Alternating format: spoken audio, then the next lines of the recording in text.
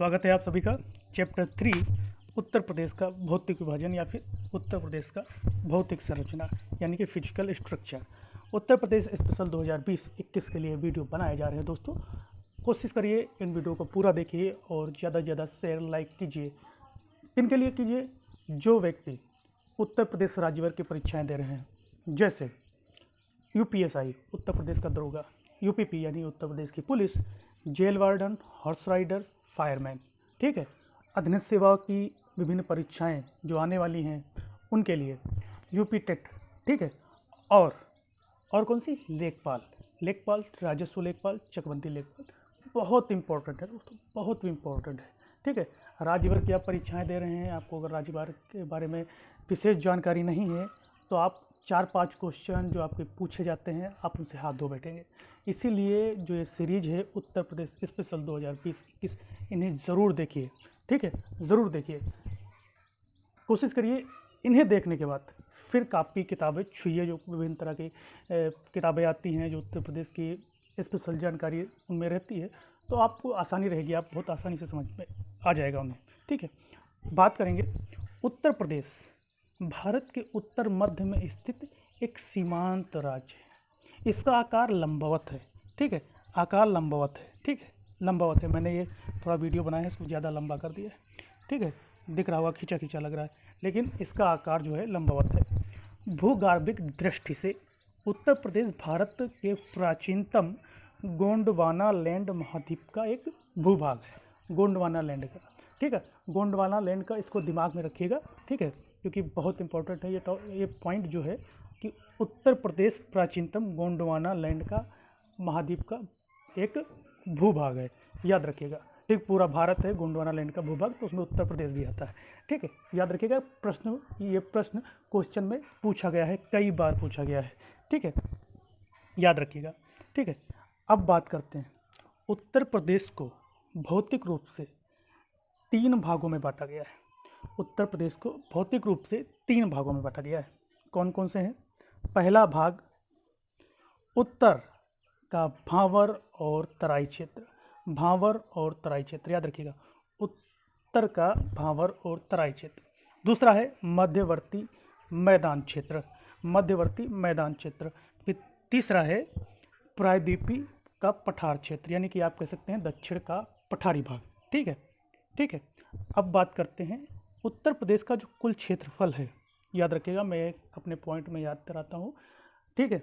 उत्तर प्रदेश का कुल क्षेत्रफल 2,40,928 वर्ग किलोमीटर है, ठीक है, वर्ग किलोमीटर है। तो संपूर्ण भारत का संपूर्ण भारत का कुल क्षेत्रफल का दोस्तों 7.33% है, 7.33% है।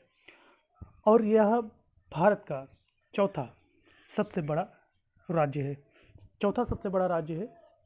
पहले, दूसरे, तीसरे पर क्रमशः राजस्थान, मध्य प्रदेश और महाराष्ट्र, फिर उसके बाद उत्तर प्रदेश आता है, याद रखिएगा, याद रखिएगा। मैंने अपने वीडियो में कुछ चीज़ें बताई हैं, जो आपने नदियों का चैप्टर देखा होगा और आपने उसके बाद एक विशेष परिचय देखा होगा, ठीक है। कुछ हाईलाइट पॉइंट कर देते हैं, याद रखिएगा। आपने नदियों का चैप्टर देखा होगा, आपने उत्तर प्रदेश की नदियाँ देखी होंगी, थोड़ा हाईलाइट कर लेते हैं। उद्गम के आधार पर उत्तर प्रदेश में नदियों के उद्गम के आधार पर, यानी उद्गम के आधार पर नदियों को 3 भागों में बांटा गया। कौन कौन सी? पहली, हिमालय से निकलने वाली नदियाँ, ठीक है, हिमालय से निकलने वाली नदियाँ। पश्चिम से पूर्व की ओर क्रमशः कौन कौन सी थी? यमुना थी, गंगा थी, रामगंगा थी, शारदा जिसे काली नदी भी कहते हैं, घाघरा, राप्ती, गंडक, ठीक है, हिमालय से निकलने वाली नदियाँ। फिर दूसरा था प्रायद्वीपीय पठार से निकलने वाली नदियाँ। प्रायद्वीपीय पठार से निकलने वाली नदियाँ क्रमशः इस प्रकार थी: चंबल, सिंध, बेतवा, केन, टोंस, सोन, रिहंद, ठीक है। उसके बाद हमने विभाजित किया था नेपाल के दलदल अथवा किसी झील से निकलने वाली नदियाँ, ठीक है, नेपाल के दलदली क्षेत्र या फिर किसी झील से निकलने वाली नदियाँ। इनमें कौन कौन सी थी? गोमती, वरुणा, सरई, ठीक है, याद रखिएगा। फिर मैंने विभाजित किया था गंगा की जो सहायक नदियाँ हैं उनको 2 भागों में विभाजित किया था। गंगा की एक तरफ बाईं ओर से मिलने वाली नदियाँ, फिर दूसरी ओर दाईं ओर से मिलने वाली नदियाँ। अब बात कर लेते हैं बाईं ओर से मिलने वाली नदियों में कौन कौन सी थी। रामगंगा, गोमती, घाघरा, गंडक। ठीक है, और बताया था शारदा और राप्ती नदी घाघरा की सहायक नदियाँ हैं। ये प्रत्यक्ष रूप से अपना जल गंगा में नहीं गिराती हैं, घाघरा में गिराती हैं और घाघरा गंगा में गिराती है। ठीक है, उसके बाद दाईं ओर से विभाजित, दाईं ओर से मिलने वाली तट पर, दाईं तट पर मिलने वाली नदियाँ कौन कौन सी मैंने बताई थी। यमुना, टोंस, सोन। ठीक है, यमुना, टोंस, सोन। ठीक है, याद रखिएगा। ठीक है, अब उसके बाद कौन सा चैप्टर था। उत्तर प्रदेश एक विशेष परिचय। ठीक है, उत्तर प्रदेश एक विशेष परिचय दूसरा चैप्टर था। तो दोस्तों मैंने बताया था कि उत्तर प्रदेश का सबसे उत्तरी छोर का जिला सहारनपुर। ठीक है, पश्चिमी छोर का जिला शामली और दक्षिणी छोर का जिला सोनभद्र और पूर्वी छोर का जिला बलिया। ठीक है, याद रखिएगा। और उत्तर प्रदेश एकमात्र देश से अंतर्राष्ट्रीय सीमा बनाता है। कौन सा देश था। नेपाल। ठीक है, कुछ मैंने इंपॉर्टेंट फैक्ट बताए थे। ठीक है, जो मैंने आपको इस समय बताए। ठीक है, और एक क्वेश्चन मैं आपसे पूछना चाहता हूँ, कृपया आप उसका उत्तर दीजिएगा तो ज़्यादा अच्छा रहेगा। उत्तर प्रदेश का कौन सा जनपद, जनपद यानी जिला, उत्तराखंड, हरियाणा तथा हिमाचल प्रदेश के साथ सीमा बनाता है। उत्तर प्रदेश का कौन सा जनपद यानी जिला उत्तराखंड, हरियाणा तथा हिमाचल प्रदेश के साथ सीमा बनाता है। ठीक है, अगर आपने उत्तर प्रदेश एक विशेष परिचय देखा होगा तो आप इसका उत्तर जरूर 100% आप देंगे। ठीक है, 100% देंगे। अब बात करते हैं जो अपना मुख्य टॉपिक है, उत्तर प्रदेश का भौतिक विभाजन, ये भौतिक संरचना। ठीक है, तो हमने बताया कि उत्तर प्रदेश को भौतिक रूप से कितने भागों में बांटा गया है। ठीक है, याद रखिएगा। अब बात करते हैं पहला, भाबर और तराई क्षेत्र। भाबर और तराई क्षेत्र के बारे में। उत्तर प्रदेश के सबसे उत्तरी क्षेत्र को भाबर क्षेत्र कहा जाता है। दोस्तों ये जो ग्रीन जो आपने कलर दिख रहा होगा, ठीक है, इसे उत्तर प्रदेश का भाबर क्षेत्र और तराई क्षेत्र कहा जाता है। ठीक है, ध्यान से सुनिएगा। उत्तर प्रदेश के सबसे उत्तरी क्षेत्र को भाबर या फिर भाबर का क्षेत्र कहा जाता है। ठीक है, कन्फ्यूजन हो जाती है, भावर या भाबर क्या कहें। ठीक है, भावर या भाबर। ठीक है, भावर आप देखते हैं, सुने होते हैं भावर। ठीक है, भावरा। ठीक है, तो भाबर क्षेत्र है। ठीक है, भाबर क्षेत्र। उत्तर प्रदेश की जो सीमा उत्तराखंड, नेपाल देश से लगी हुई है, उत्तर प्रदेश की जो सीमा उत्तराखंड और नेपाल से लगी हुई है, वहाँ शिवालिक के ठीक दक्षिण में भावर का क्षेत्र पाया जाता है। ठीक, शिवालिक के ठीक दक्षिण में। ठीक है दोस्तों, ऊपर की ओर हिमालय की शिवालिक पर्वत है, शिवालिक पर्वत है, उसके ठीक दक्षिण में। ठीक है, उत्तराखंड देख लिए हैं आप, हिमाचल प्रदेश, नेपाल के ठीक नीचे उत्तर प्रदेश शुरू होता है। ठीक है, वहीं पर जो ये क्षेत्र पाया जाता है भावर क्षेत्र होता है।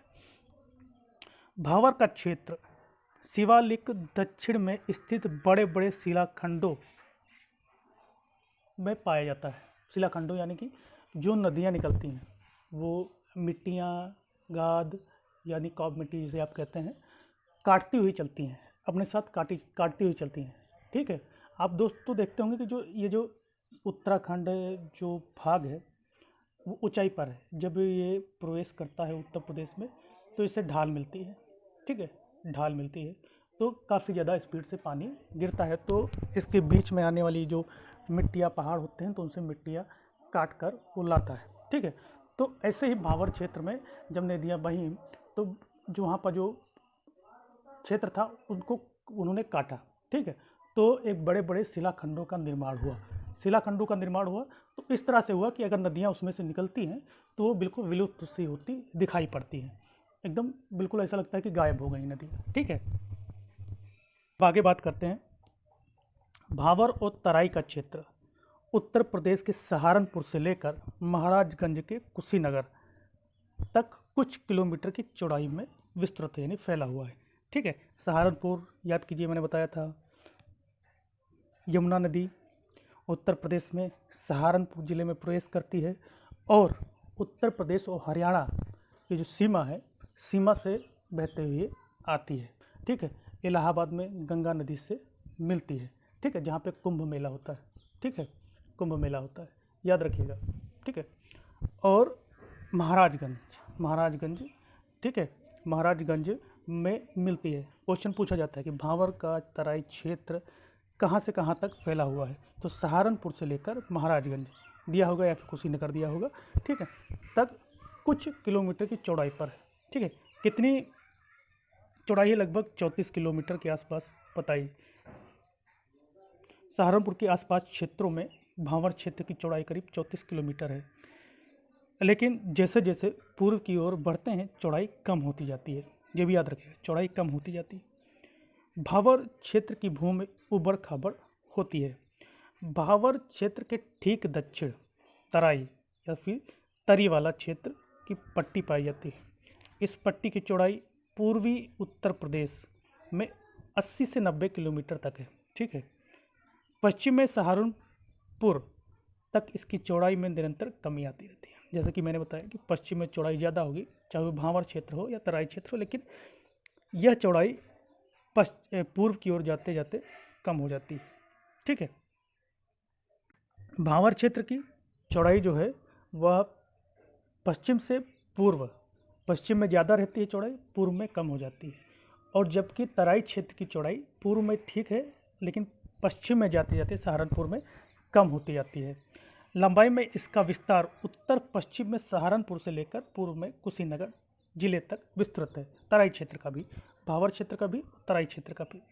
यह क्षेत्र समतल और नम है। ठीक है, इसका निर्माण महीन अवसादों से हुआ है।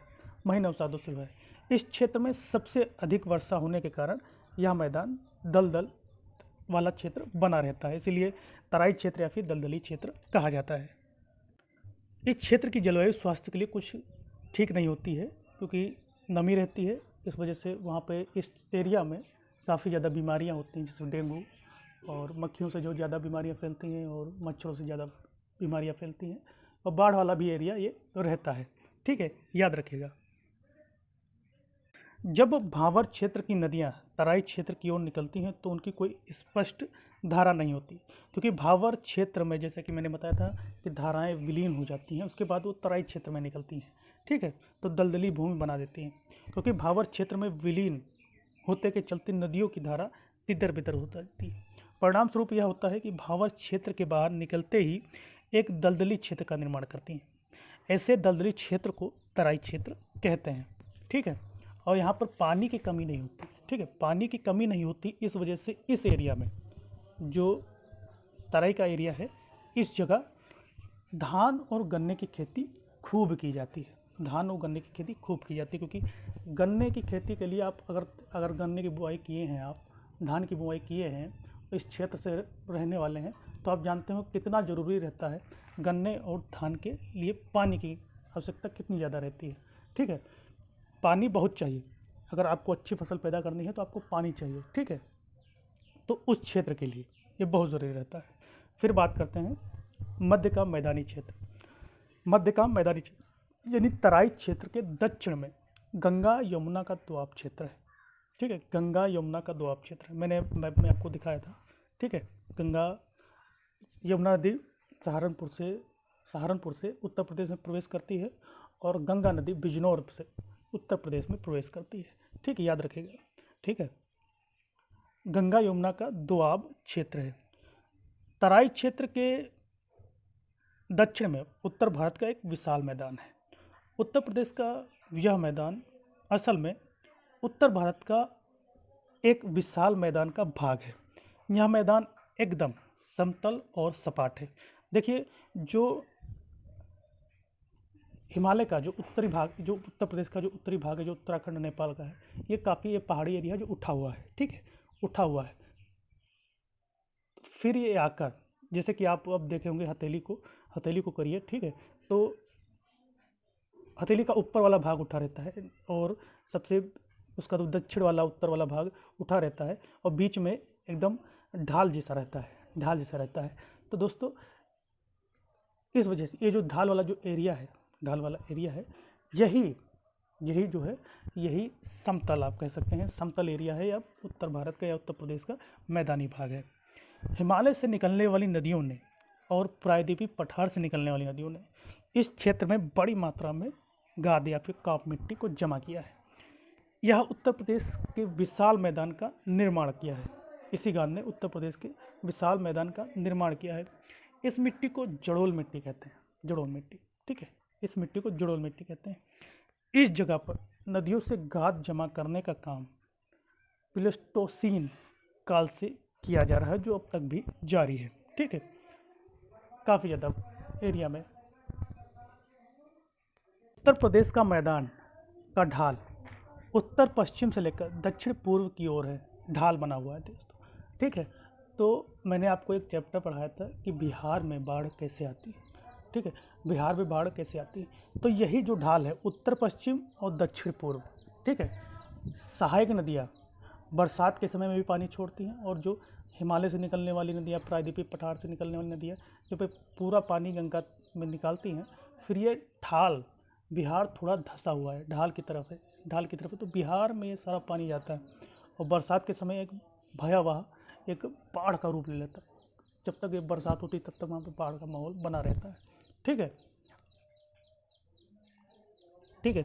तो ये ढाल सबसे ज़्यादा चीज़ ये रहती है कि ये ढाल जो है सबसे ज़्यादा बाढ़ जो पानी है सबसे ज़्यादा जाकर बिहार में गिरा देती है, और बिहार में थोड़ा धंसा हुआ एरिया रहता है वो, और उत्तर में हिमालय का पहाड़, दक्षिण में बिहार के प्रायद्वीपीय पठार की ऊंचाई, तो बीच में वो बेचारा वो राज्य थोड़ा धंसा हुआ महसूस कर रहता है, और वहाँ पे पानी जमा होता है और काफ़ी समय तक बाढ़ रहता है वहाँ पर, ठीक है। उत्तर प्रदेश के मैदान की पश्चिम सीमा यमुना की धारा से निर्धारित की जाती है। सहारनपुर उत्तर प्रदेश मैंने बताया था, सहारनपुर में यमुना नदी प्रवेश करती है। याद रखिएगा, मैंने याद करा दिया आपको, बिल्कुल दिमाग में फीड गया हो गया होगा, ठीक है, फीड हो गया होगा। करीब एक लेक्चर में मैं करीब 4-5 बार इसका मैं जिक्र करता हूँ, यमुना नदी, ठीक है। याद रखिएगा, आप कुछ भी भूल जाइएगा लेकिन इसको याद जरूर रखिएगा, ठीक है, याद हो गया होगा आपको, ठीक है। उत्तर प्रदेश के मैदान की पश्चिम सीमा यमुना नदी की धारा से निर्धारित की जाती है। उत्तर प्रदेश के मैदान की पूर्वी सीमा गंडक नदी द्वारा निर्धारित की जाती है, ठीक है। गंडक नदी ऊपर देखिए, हाँ, गंडक नदी द्वारा निर्धारित की जाती है, ठीक है। उत्तर प्रदेश के दक्षिण जिले अर्थात ललितपुर से सोनभद्र तक जिले पठारी हैं। ये याद रखिएगा, ये बहुत इम्पोर्टेंट चीज़ है जो मैं बताने जा रहा हूँ, बहुत इम्पोर्टेंट चीज़ है। आपको बता दें, जो पठारी है, दक्षिण का पहाड़ी पठारी क्षेत्र या प्रायद्वीपीय पठारी क्षेत्र है, कहाँ से शुरू होता है, कौन कौन से ज़िले आते हैं भैया, तो ललितपुर से सोनभद्र, ठीक है। तो इनमें ललितपुर, झांसी, कुछ जालौन का एरिया भी आता है, महोबा, बांदा, चित्रकूट, प्रयागराज, इलाहाबाद, मिर्ज़ापुर, चंदौली, सोनभद्र, ये सब एरिया आते हैं जो प्रायद्वीपीय पठार के एरिया में आते हैं। असल में जो प्रायद्वीपीय पठार का एरिया जो उत्तर प्रदेश में दक्षिण में पाया जाता है, वो दरअसल ये प्रायद्वीपीय पठार का ये उत्तरी छोर है, उत्तरी छोर है, लेकिन उत्तर प्रदेश की ये दक्षिणी भाग में, उत्तर प्रदेश के दक्षिणी एरिया में पाया जाता है। उत्तर प्रदेश का दक्षिणी पठारी क्षेत्र असल में भारत के प्रायद्वीपीय पठार का उत्तरी क्षेत्र है। इसे बुंदेलखंड पठार भी कहा जाता है, ठीक है, बुंदेलखंड का पठार भी कहा जाता है, ठीक है। क्वेश्चन था यूपीपी यानी उत्तर प्रदेश पुलिस 2019 में पूछा गया था, निम्न में से कौन सा जिला बुंदेलखंड क्षेत्र का है, कौन सा जिला बुंदेलखंड क्षेत्र का है, ध्यान से सुनिएगा। ऑप्शन दिया हुआ था, पहला ऑप्शन था चंदौली, दूसरा ऑप्शन था औरैया, तीसरा ऑप्शन था महोबा और चौथा ऑप्शन था एटा, ठीक है। बुंदेलखंड क्षेत्र जो मैंने अभी जिले गिनाए, आपको जिले गिनाए, ठीक है, याद रखिएगा, जो मैंने जिले गिनाए हैं, ठीक, यही क्षेत्र महोबा जिला झांसी के पूर्व में पड़ता है, महोबा जिला, जो कि बुंदेलखंड क्षेत्र का एरिया आता है या कि बुंदेलखंड का पठारी क्षेत्र कहा जाता है, ठीक है, यही बुंदेलखंड का क्षेत्र कहा जाता है। तो कौन सा जिला यानी कि महोबा, ठीक है, महोबा, जैसे कि बुंदेलखंड के क्षेत्र का जिला कौन पूछ लिया जाए तो आप कौन कौन से बता सकते हैं, ललितपुर, झांसी, महोबा, बांदा, चित्रकूट, प्रयागराज, मिर्ज़ापुर, सोनभद्र और चंदौली जालौन का थोड़ा थोड़ा एरिया आता है, ठीक। ये सब जो है बुंदेलखंड क्षेत्र के एरिया है, बुंदेलखंड पठारी क्षेत्र के एरिया है, ठीक, याद रखिएगा। इसके अलावा जो बुंदेलखंड का जो पठार क्षेत्र है वो कुछ ज़्यादातर हिस्सा मध्य प्रदेश में रखता है। बुंदेलखंड पठार क्षेत्र में कुछ अंश बघेलखंड का भी सम्मिलित है। सोनभद्र में सोनपुर व रामगढ़ की पहाड़ियाँ तथा सोन नदी का क्षेत्र सोन नदी का क्षेत्र बघेलखंड के तहत आता है। इस पठार की औसतम ऊंचाई लगभग 300 मीटर, लेकिन कि इसकी कुछ पहाड़ियों की ऊंचाई 600 किलोमीटर तक है। ठीक है, यह पठार प्राचीन चट्टानों एवं नीच चट्टानों से निर्मित है। पहाड़ियों का आवरण क्षय के कारण घर्षित अथवा अपशिष्ट रूप में पाई जाती हैं।